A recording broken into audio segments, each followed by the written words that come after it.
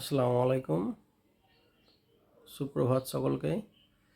গতকালকে এসআইআর নিয়ে যে ফর্মের কথা বলেছিলাম, আজ সেই ফর্মটি আমরা পূরণ করে দেখব।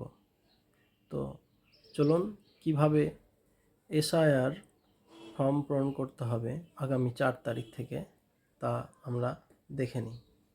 দেখুন, আপনার কাছে যে ফর্মটি আসবে সেটি এইরকম। অর্থাৎ আমি এখানে ৩ টি পার্টে দেখাচ্ছি, আপনারা ভালো করে লক্ষ্য করুন। ১ম এই যে রটা দেখছেন, অর্থাৎ এই যে লাইনটা দেখছেন আরকি, এখানে আপনার এই জায়গাটায় এখানে আপনার বর্তমান যে ভোটার লিস্টের নাম এবং এপিক নম্বর এবং অ্যাড্রেস আ আগে থেকেই লেখা থাকবে। তারপরেরটায় সিরিয়াল নাম্বার, পার্ট নাম্বার। তো এখানে আপনার serial number, part number, name এবং আপনার যে বিধানসভার নাম সেটা থাকবে, স্টেট থাকবে। এটা আগে থেকেই প্রিন্ট করা থাকবে। তারপরে যেটা অংশ, এখানে একটা কিউআর কোড থাকবে, সেটা কিউআর কোড। সেই কিউআর কোডটা এখানে থাকবে। তার পাশে দেখুন এখানে আপনার যে ফটোটি রয়েছে আরকি, আগের যে ভোটার লিস্টে মানে আপনার নতুন ভোটার লিস্টে যেটা আছে আরকি, সেই ভোটার লিস্টের নাম ছবিটা আপনার এখানে থাকবে। এখানে আপনাকে একটা রঙিন ফটো দিতে হবে লাস্টে। তারপরে যেটা অংশ আছে, ১ম এ আছে ডেট অফ বার্থ, অর্থাৎ ১ম এ আপনার জন্ম তারিখটা দেবেন। তারপরে আধার নম্বর অপশনাল আছে, আপনি দিতে পারেন, নাও দিতে পারেন, আপনি দিলে ভালো।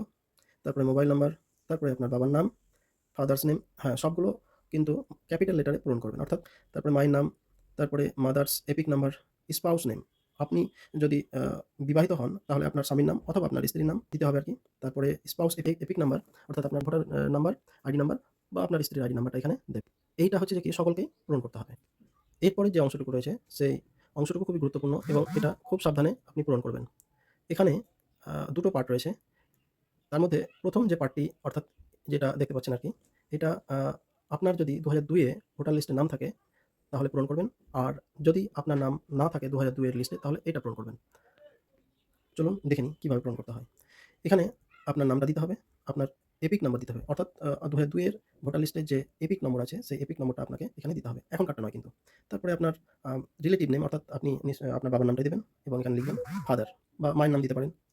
তারপরে ডিস্ট্রিক্ট, স্টেট, তারপরের অংশটায় আপনার অ্যাসেম্বলি কনস্টিটিউয়েন্সি, অর্থাৎ আপনার বিধানসভার নম্বর ৫৭ হতে পারে বা ৫৯ হতে পারে। তারপরে আপনার পার্ট নাম্বার, এগুলো সব ওই ভোটার লিস্টে পেয়ে যাবেন। তারপরে সিরিয়াল নাম্বার। এটা হলো আপনার যদি ২০০২ এর নাম থাকে তবে এগুলো পূরণ করতে হবে। পাশে যে পোরশনটা এটা দেখতে পাচ্ছেন, আপনার ২০০২ এ এসআইআর এ নাম না থাকে, অর্থাৎ ভোটার লিস্টে নাম না থাকে তাহলে পূরণ করতে হবে। তো ১ম এ পূরণ করতে গিয়ে আপনাকে নাম লিখতে হবে। এখানে আপনার বাবা অথবা মায়ের নাম অথবা আপনার কোনো রিলেটিভ যদি থাকে তাহলে তার নাম দিতে হবে। তার এপিক নাম্বার দিবেন এবং রিলেটিভ, অর্থাৎ এই রিলেটিভ সম্পর্কে এখনো ডিটেইলস বলেনি। তবে আপনার বাবা, মা বাদে যদি আরো অন্য কোনো কেউ থাকে আপনার আত্মীয়, তার নাম দিতে পারেন। রিলেশনশিপটা কি দিবেন? আপনার বাবা হলে বাবা দিবেন, ফাদার, মা হলে মাদার দিবেন বা আপনার কাকা হলে যেটা লিখতে হয় আরকি আঙ্কেল, সেটা দিবেন। ম্যাটারনাল আঙ্কেল হলে ম্যাটারনাল আঙ্কেল দিবেন। তাহলে এখানে আপনার বিধানসভার নাম্বার যেটা, নাম যেটা আরকি, সেই নামটা দিবেন। মানে আপনার রিলেটিভের, আপনার বাবা, মা অথবা আপনার কোনো রিলেটিভ যার নাম দিচ্ছেন আপনি এখানে, তার নামটা দিবেন। এখানে পার্ট নাম্বার দিবেন, এখানে সিরিয়াল নাম্বার দিবেন। তাহলে ফিল আপ হয়ে যাবে। এরপরে আপনি এখানে কি করবেন? এখানটায় দেখুন ভালো করে। এরপরে আপনার সিগনেচার, অর্থাৎ আপনি যে ফর্ম ফিল আপ করলেন, আপনার সিগনেচার এখানে লাগবে। আর এখানে বিএলও সাইন করবে, সিগনেচার করবে। যদি কেউ বাইরে থাকে, আপনার ছেলে অথবা আপনার মেয়ে, তাহলে আপনি বাবা হিসাবে বা মা হিসাবে এখানে সই করতে পারেন। পাশে লিখে দিবেন ফাদার বা মাদার। তাহলে সঠিকভাবে ফর্ম পূরণ করা হয়ে যাবে। ধন্যবাদ।